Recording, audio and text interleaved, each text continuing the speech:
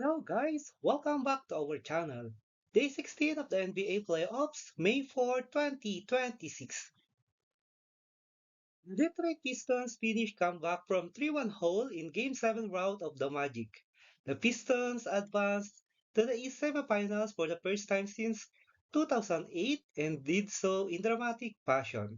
The East best team was on the ropes, needing not only to win three straight games but also overcome a 24-point deficit in the second half of Game 6. Cade Cunningham scored 32 points for the second straight game after setting a franchise playoff record by scoring 45 points in the Pistons' Game 5 win. Cunningham also had 12 assists, becoming the seventh player in NBA history with at least 30 points and 10 assists in a Game 7. Cunningham had some much needed help from Tobias Harris, who had 30 points and 9 rebounds. All star big man Jalen Dorian saved his best game of the series for Game 7 with 15 points and 15 rebounds. Paulo Banchero scored Orlando's first 11 points and finished with 38 points, 9 rebounds, and 6 assists. Desmond Bain provided Orlando with much needed scoring and outside shooting, hit 5 shots and finished with 16 points. Detroit's impressive season continues against Cleveland Cavaliers in the second round.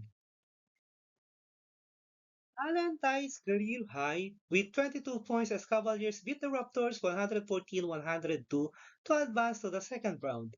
Jarrett Allen tied his playoff career high with 22 points and grabbed 19 rebounds as the Cleveland Cavaliers advanced to the Eastern Conference semifinals with a 114-102 victory over the Toronto Raptors in Game 7 of their series.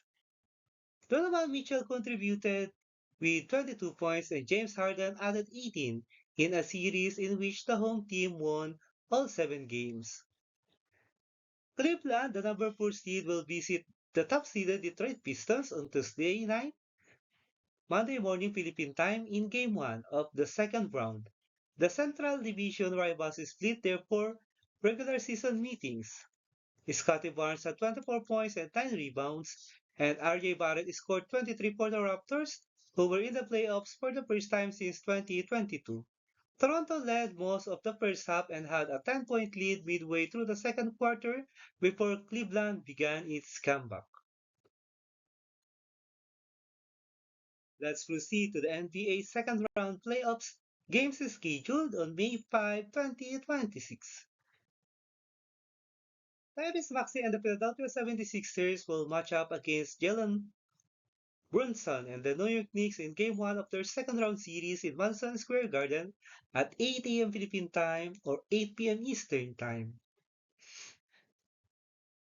The injury-ravaged Minnesota Timberwolves, led by Julius Randle, will play the surging San Antonio Spurs, led by Victor Wembanyama in Game 1 of their best-of-7 series in Frostbank Center at 9:30 a.m. Philippine time or 9:30 p.m. Eastern time.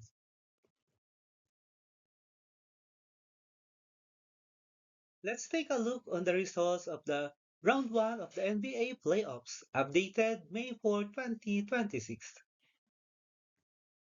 Let's start with the Eastern Conference. The Detroit Pistons wins their series against Orlando Magic 4-3. Philadelphia 76ers wins their series against Boston Celtics 4-3. The New York Knicks wins their series against Atlanta Hawks 4-2. And the Cleveland Cavaliers wins the series against Toronto Raptors 4-3. Let's proceed to the Western Conference. Oklahoma City Thunder wins their series against Phoenix 4-0.